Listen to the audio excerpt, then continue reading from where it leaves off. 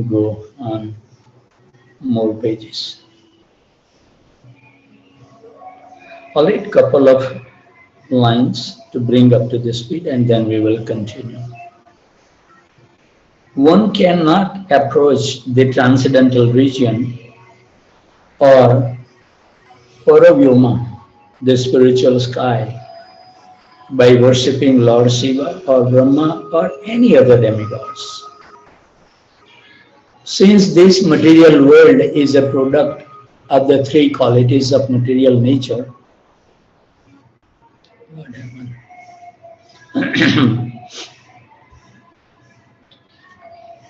all varieties of manifestations come from those three qualities.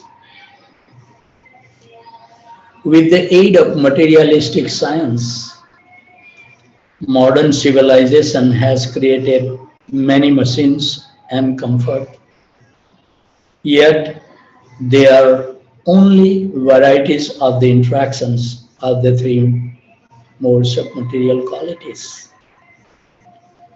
Although the devotees of the Lord Shiva are able to obtain many material acquisitions, we should know that such devotees are simply collecting products manufactured by the three qualities. The three qualities are again subdivided into 16, namely the 10 senses, 5 working senses, and 5 knowledge acquiring senses, mind, and the 5 gross element, earth, water, fire, air, and ether.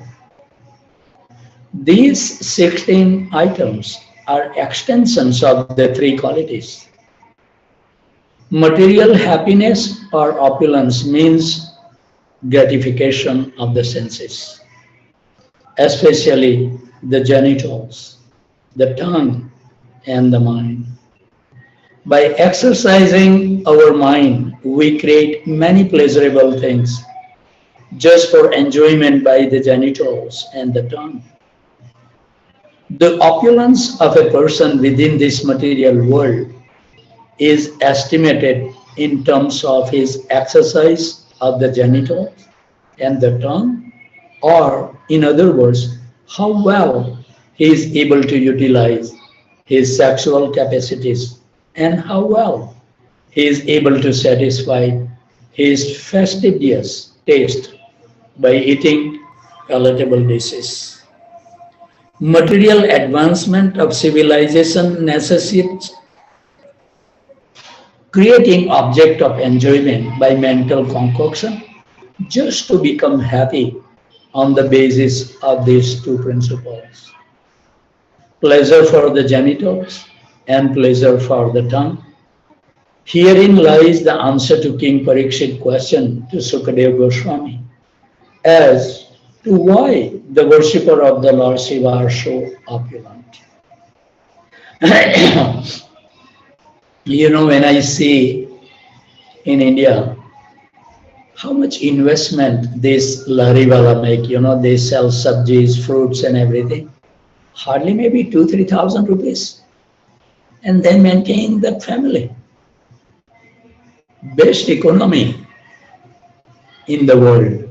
India has it because our culture was like that, but we forgot, and now we want to become more sophisticated. More problem. People can live. I saw that one person, even he doesn't have that, he just spread some cloths on the ground and put all the vegetables, sell it.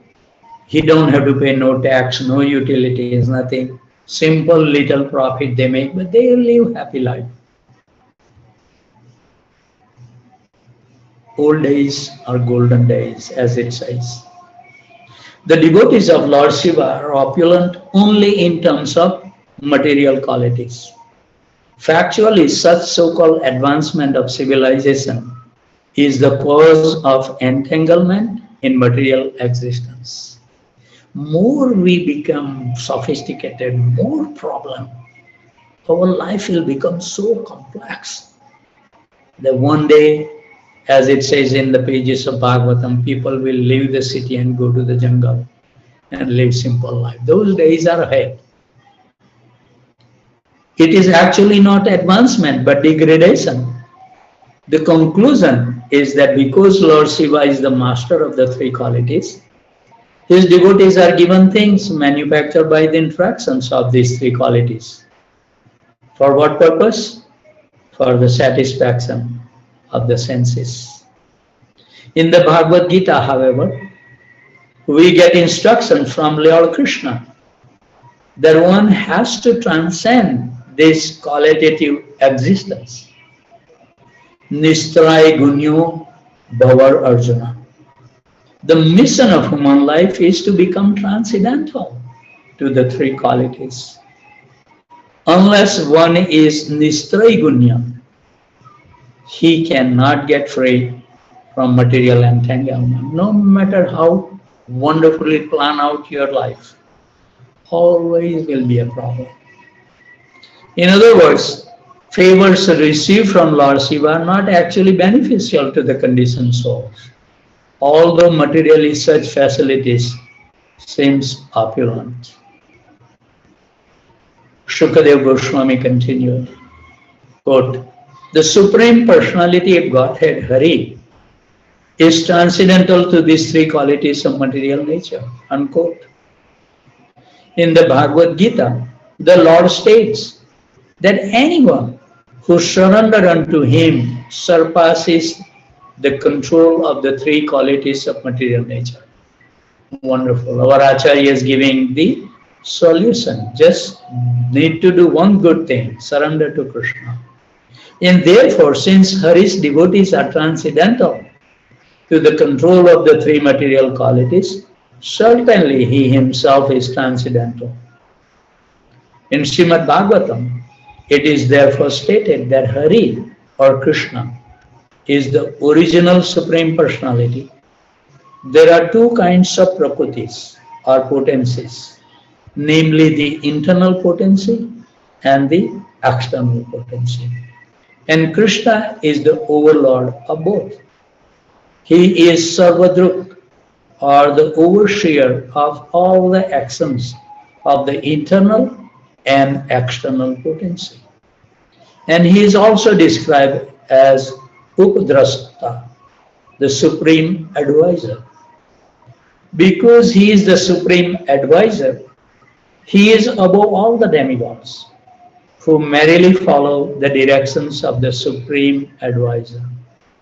As such, if one directly follow the instructions of the Supreme Lord as inculcated in the Bhagavad Gita and Srimad Bhagavatam, then one gradually becomes nirguna, or above the interactions of the material qualities. To be nirguna means to be bereft of material opulence, because as we have explained, material opulence means an increase of actions and reactions of the three material qualities. By worshipping the Supreme Personality Godhead, instead of being puffed up with material opulences, one becomes enriched with spiritual advancement of knowledge in Krishna consciousness. And to become nirguna means to achieve eternal peace, fearlessness, religiousness, knowledge, and renunciation. All these are symptoms of becoming free from the contamination of the material qualities. Shukadev Goswami, in answering Parikshit Maharaj's question, went on to cite a historical instance regarding Parikshit Maharaj's grandfather, King Yudhishthira. He said that after finishing the Ashwamedh sacrifice in the great sacrificial arena, King Yudhishthira, in the presence of great authorities, inquired from Lord Krishna on that very same point. How is it that the devotees of Lord Shiva become materially opulent, whereas the devotees of Lord Vishnu do not? Shukadev Goswami specifically refer to King Yudhishthira as your grandfather, so that Maharaj Parikshit would be encouraged to think that he was related to Krishna and that his grandfather were intimately connected with the Supreme Personality of Godhead. Although by nature Krishna is always very satisfied, when Maharaj Yudhishthira asked these questions, the Lord became even more satisfied, because this question and its answer would bear a great meaning for the entire Krishna conscious society. Whenever Lord Krishna speaks about something to a specific devotee, it is meant not only for the devotee, but for all the devotees, and indeed for the entire human society. Instructions by the Supreme Personality of Godhead are important even to Lord Brahma, Lord Shiva, and the other demigods. And if one does not take advantage of the instructions of the Supreme Personality of Godhead, who descend within this world for the benefit of all living entities, he is certainly very unfortunate. So Lord Krishna answered the question of Maharaj Yudhishthira as follows. Haribol. Krishna also take interest to give those clarifications. Quote, if I especially favor a devotee, listen carefully, and especially wish to care for him, the first thing I do is take away his riches. When the devotee becomes a penniless pauper or is put into comparatively poverty-stricken position, his relatives and family members no longer take interest in him. And in most cases, they give up their connection with him. The devotee then becomes doubly unhappy. Unquote. First of all, the devotee becomes unhappy because his riches have been taken away by Krishna. And he is made even more unhappy when his relative desert him because of his poverty.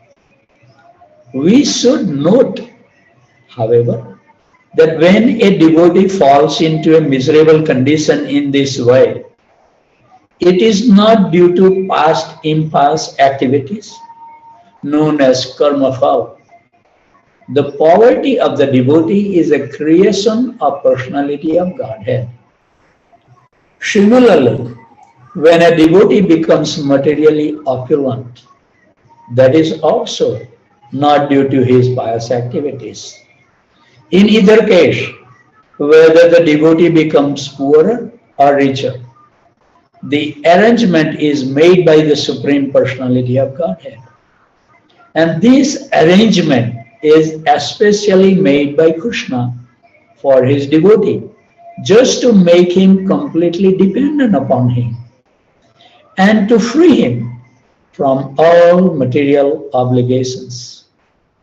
He can then concentrate his energy, mind and body, everything for the service of the Lord. And that is your devotional service. This is the words of Krishna.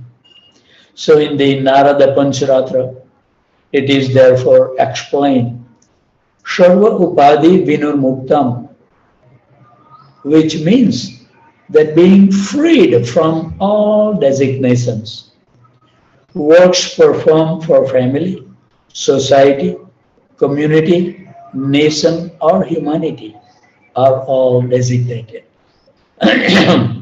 Quote, I belong to this society, unquote. Then quote, I belong to this community, unquote. Quote, I belong to this nation, unquote. Quote, I belong to this species of life, unquote. Such identities are all merely designations. When by the grace of the Lord a devotee is freed from all designations, his devotional service is actually Naiskarmya, Jnanis are very much attracted by the position of Naiskarmya, in which one's action no longer have any material effect. The devotee's activities are free from material effects, and so these activities are no longer in the category of karma phalam or fruitive activities. As explained before by the personified Vedas, the happiness and distress of a devotee are produced by the personality of Godhead. Nobody can change it. And the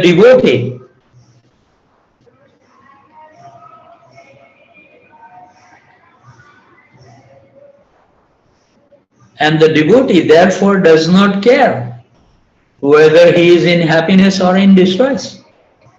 He goes on with his duties in executing devotional service.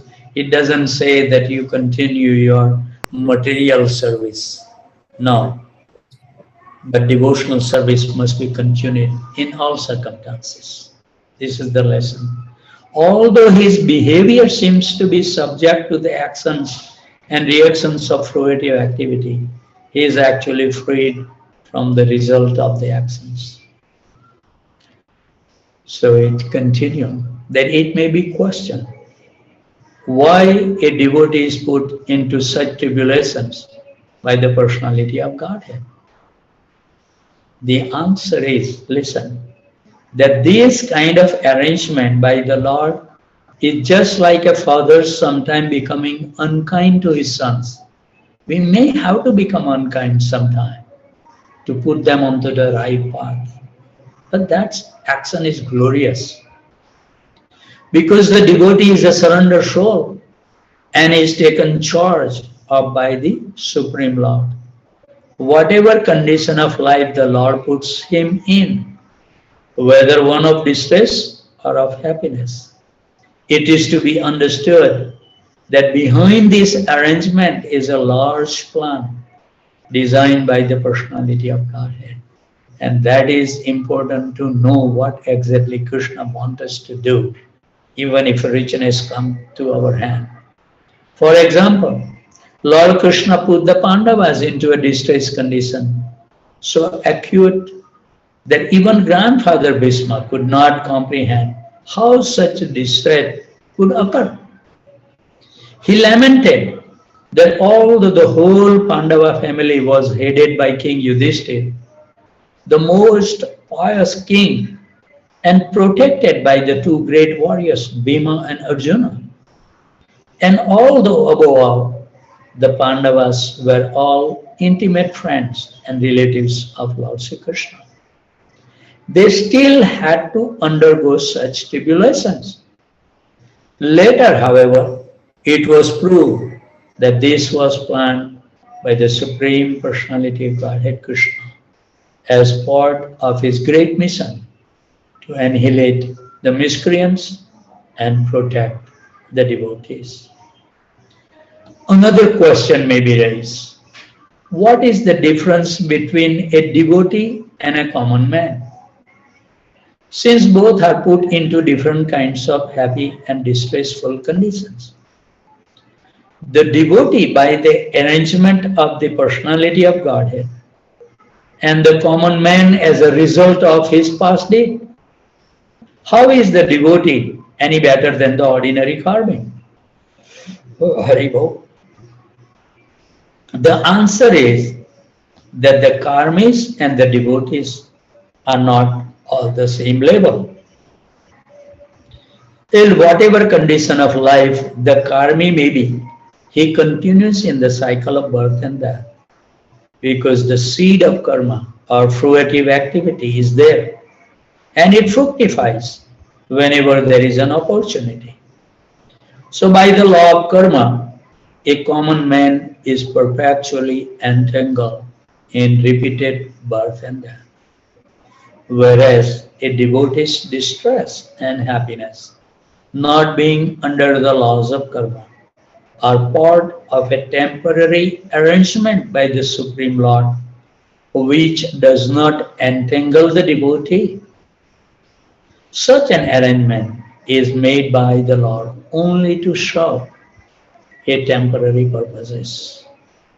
If a karmi performs auspicious act, he is elevated to the heavenly planets. And if he acts impiously, he is put into a hellish condition.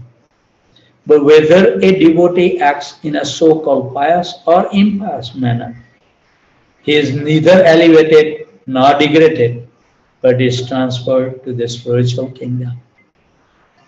Therefore, a devotee's happiness and distress and a karmic's happiness and distress are not on the same level.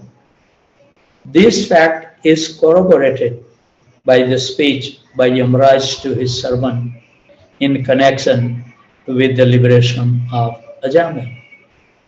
Yamraj advised his followers that they should approach only those persons who have never uttered the holy name of the Lord or remember the form, qualities, and pastime of the Lord. Yamraj also advised his servant never to approach the devotees. On the contrary, he instructed his messengers that if they meet a devotee, they should offer the respectful obeisances. So there is no question of a devotee being promoted or degraded within this material world. As there is a gulf of difference between the punishment avoided by the mother and the punishment avoided by an enemy, so a devotee's distress is not the same as the distress of a common karmi. So we need to exhibit in our life. Otherwise, if we act same thing like a materialistic, then what is the difference? It's just the dhoti, kurta and tilak and japa mala on the neck. That's the only difference. Here, another question may be raised. If the Supreme Lord is all powerful, why should he try to reform his devotee by putting him in distress? Because it's essential. The answer is that when the Supreme Personality of Godhead put his devotee in distress, it is not without the purpose. Everything happens by the will of God and there is a purpose behind it. Sometimes the purpose is that in distress, a devotee's feeling of attachment to Krishna are magnified. Suddenly, next moment you just fell down and you cannot breathe. That hopeless condition will put so much attention to Lord Sri Krishna and the holy name. But do we want to wait that moment? For example, when Krishna, before leaving the capital of the Pandavas for his home, asked Kunti Devi for permission to leave. And what Kunti Devi says to him?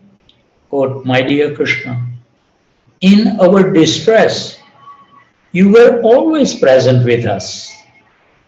Now, because we have been elevated to a royal position, you are leaving us.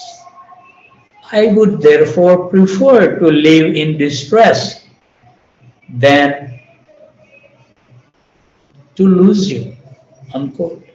So when a devotee is put into a situation of distress, his devotional activities are accelerated. But we see the reverse in our life, right? Some problem comes, we give up. Let me fix this problem and then I will connect again. And when you ask them, they will say, "Oh, I'm chanting. I'm chanting at different time. Give me a break." Therefore, to show special favor to a devotee, the Lord sometimes puts him into distress, which is essential. Beside that, it is stated that the sweetness of happiness is sweeter to those who have tasted bitterness. Bengali men, they always show the very bitter things and slowly, less bitterness, less bitterness, less bitterness, and the sweet at the end. This is how it should be. I always say, the young children should face the difficulty in the early part of their life. That is the blessings of God. But if You provide all the material facilities, and then when you are not here and they will put into that distress conditions, they will not be able to take it. So it's always, I feel, whoever is devotees are suffering in early age of their life. This is the mercy of Krishna. The Lord would not have come down as for his killing the demons or miscreant. This can be easily done by his various energies, just as many asuras are killed by his external energy, goddess Durga. Therefore, the Lord does not need to come down personally to kill such demons. But when his devotee is in distress, he must come. Lord Nrsingadev appeared not in order to kill Hiranyakashipu, but to save Prahlad and to give him blessings. In other words, because Prahlad Maharaj was put into very great distress, Lord appeared. So if our material life is so smooth, just think about it, that we are not getting closer to Krishna. Difficulty must come.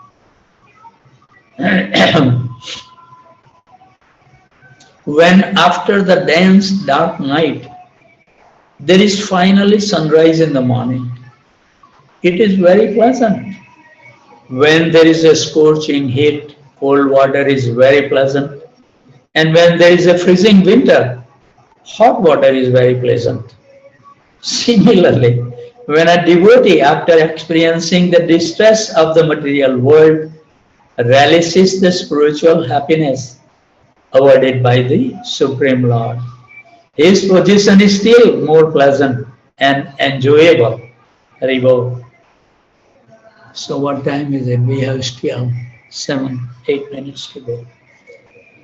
Lord continued, Krishna says, quote, when my devotee is bereft of all material riches and is deserted by his relatives, friends and family members, because he has no one to look after him, he completely takes shelter of the lotus feet of the Lord. You know, there was one family, I just heard about it yesterday, that his father was crying in India. Their both sons were in US, and father was crying and pleading to their sons, I'm not gonna live more than 2 to 3 days. Please come and see me at least. And the people who lives in US, they are very smart, materially. Oh, he is not gonna die. His voice was very nice. He will live. And then the relatives called when his father was really, the time of death was approaching, so their family member called. They please come. They say, no, I think that he is okay. And then when they call in a couple of hours later, that your father has left with unsatisfied desire to see you. And then this guy flew to India. For what? Just to see the dead body? Anybody can do the cremation, you don't have to come. But this is how our world is running. Like in Mahabharata, I remember that verse, I forgot that verse, but it says, what is the use of decorating the dead body? When the body is living, do something, not put nice garland when you leave this world. Very well. This is, I heard recently, that happens. Do you think that father will accept any service from that son? I don't think so. Srila Narottam Das Thakur has sung in this connection. These are great, great poets, Narottam Das Thakur. Prabhupada says, every word come out from the Narottam Das Thakur you should accept as a Shruti and Smruti. So what he says, my dear Lord Krishna, or son of Nand Maharaj, Krishna like it when you join father's name, mother name. He's so eager to hear his devotee's name actually. You are now standing before me with Srimati Radharani, the daughter of the king Vrishabhanu. I am now surrendering unto you. Please accept me. Please do not keep me away. I have no shelter other than you. So when a devotee is thus put into so-called miserable conditions and bereft of riches and family, today I was talking to one person and I just say, even if we release the gas from our stomach at the end of the, we will feel so much relieved. It's not possible even to release the gas. What to speak of going to the bathroom? It will give us so much easiness, even if we pass the stool and urine. That days are ahead of us. And every activity that we have performed, Krishna has witnessed us. You cannot cheat Krishna. You can cheat so many people. But Krishna is so kind. He will look as a devotee by the mercy of your Guru little bit better than what he can see directly. Thus, he finally becomes disappointed in material activities. This is the reason that we should become detached from material activities. We should have no interest to build a very nice homes and live a very happy life. What is the use of that life? Haribo. Such persons are advised by the Lord from within to associate with devotees. And by associating with the devotees, they naturally become inclined to render service to the personality God. But they need to be able to listen. Our problem is we treat our brain as the smartest brain in the world. We don't want to take a good advice. As far as good spiritual advice, we have no interest. I have seen over and over. We feel, who are you to tell me something? Absolutely right. We have no business. The non-devotees, however, are very careful about preserving their material condition of life. Generally, thereafter, such non-devotees do not come to worship the Supreme Personality Godhead, but worship Lord Shiva or other demigods for immediate material profit. How do we know? My Gurudev write to my daughter that we are not worshipping Radha and Krishna. We don't have that elevated consciousness. We are worshipping Lakshmi Narayana. That's all it is. Don't become puffed up because you have taken a Brahman initiation and going and worshipping Radha and Krishna. Oh, you are elevated soul. And make some donations just for some name and fame. Everything will be revealed for what intentions you did, every action. That's what Krishna is interested. Haribol. In the Bhagavad Gita, it is said, therefore, that kansananta karmanam siddhim yajanta iha devataha. The karmis, in order to achieve success within this material world, worship the various demigods. Unquote. And it is also stated by Lord Krishna that those who worship the demigod are not mature in their intelligence. The devotees of the Supreme Personality of Godhead, therefore, because of their strong attachment for Him, do not foolishly go to the demigod. I think we have reached the point. It's 5:29. Let me capture the screenshot so we can start with the right paragraph. This devotional life is very rare. It's not that just because we have joined in ISKCON and not because our Guru is so elevated that we will get elevated. No. Everybody has to work so hard to achieve this glorious Krishna Prem. It's not easy. So if you think we are doing okay in spiritual life, you are in Maya. We have a long, long way to go. We see in our actions, you know, what can I say? Haribo. Radha Nila Madhava is watching everyone. You know, what do you think, Radha Nila Madhava? You know, I have experience that even some person has the cancer. It depends on your faith. So that their son is still alive and the son-in-law is still alive. And his son-in-law was 42-years old and diagnosed with a cancer. And mother-in-law says, no, I have to go and pray to Radha Nila Madhava. Whatever it is, it may be not the highest level of prayer.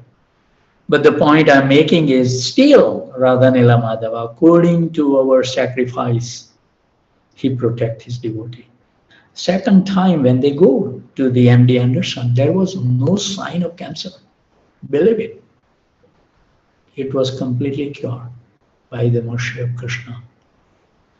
So make a deity that you are attached to, that you surrender complete to the deities. Don't go around and try to make connection, make a large donation at the other temple, don't give to the local temple. Do you think Radha Madhava is not watching your actions? He sees everything. Okay, if you don't want to show me, you show wherever you like. But this is something that really hurt my feeling when I see the devotees without any consideration or consultations. They just for the name and fame. What else is there? Huge amount they donate to other temple. So they get the big break on the name. Oh, these Prabhus give so much donation. Krishna is a unique person.